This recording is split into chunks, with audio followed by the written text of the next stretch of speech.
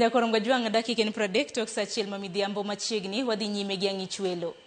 E sechegi mathoth jopuonjore okwame udi kaluwore gi nok mar omenda mar terogi skul. Riwruog jolony ma joluo Mombasa midendo ni Luo Professionals ne obiro kanyakla kendo siro som jopuonjore mohewo 60 kod omenda mohewo siling milion 1. Ma gikone ne gitimo kaluwore gi pek ma gineno ka thoth jonyuol kale. Kalek margi bende gikoni en neno ni nyathi modak e kaunti ma Mombasa osomo kendo bedo gi tiegruok makare. Joja oko gi ler mathoth.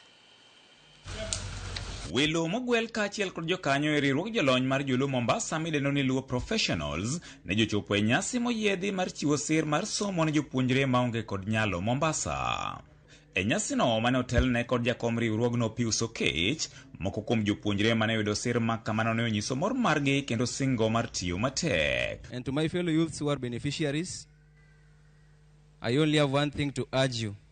Let us remain disciplined, focused, and at one given time, we also sit there to give back to the community that believed in us. But nawashukuru sana watu wa Loop kusimama na sisi, wametusaidia sana. And sina mengi ya kusema, ni kuwashukuru tu, asanteni. And my advice to my fellow youth is don't be afraid to dream big. Whichever dream you have, don't be afraid to dream big. If you cannot finance it, God will send someone to finance it. Sababu ya msaada wao, wanafunzi kama mimi, naweza ndoto zetu tunaweza kuzifanikisha. Na ni jukumu langu kama mwanafunzi nisiwaangushe. Suleiman Shahbal ma en achiel kuom welo mogwel mano yore nyasi no ne bende opoyo okang' ma kamano mokoni kelo fuong'ruok ne jonyuol kendo yawo wang' jopuonjre. Education is the most important wealth you can ever have. Na mimi nataka ku compliment the Luo Professionals. You know, you give nothing when you give of your possessions. It is when you give of yourself that you truly give. You lose nothing by helping another person.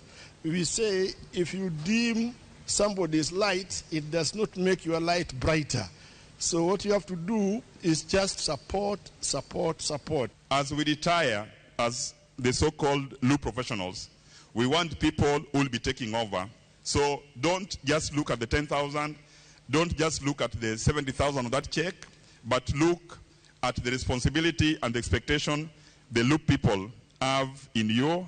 En chenro magikoni ne gichako higni 4 mosekalo kendo kwan jogo mosebedo kadwaro sir medo manadhi malo kaluwore kod ngima mong'aore. Awachiwo checks mag bursaries kod scholarships ne nyithi oganda Luo mane ka dhowadh nam chumbi. Mane mokelo waka kendo wachiwo checks ne nyithindo 61. Sami nyithindo nyodonjo grade 10. To grade 10 ido ka janyuol idoro no nyiew buge. Books kende janyuol monyo nyiew books en book masling 18,000. Janyuol ni poko chulo school fees. Samoro nyathi janyuol ni ka to nyathi or Turkana kaka odwa dhi kucha onge to yuto bende ne piny. Gikoni maino margi en neno ni oganda to chutho maronagi biro kanyakla mar rakore gi midhieche makidek bedo e kindgi. Wang'eyo ni jonyuol sani kaluwore gi uchumi mar piny jonyuol nigi midhiero mang'eny. To pesa gi gimbe nyaka gi appreciate ni pesa mwachiwo gi gin mag oganda wa magola gola to gi well wishers Martin ma bende konyowa.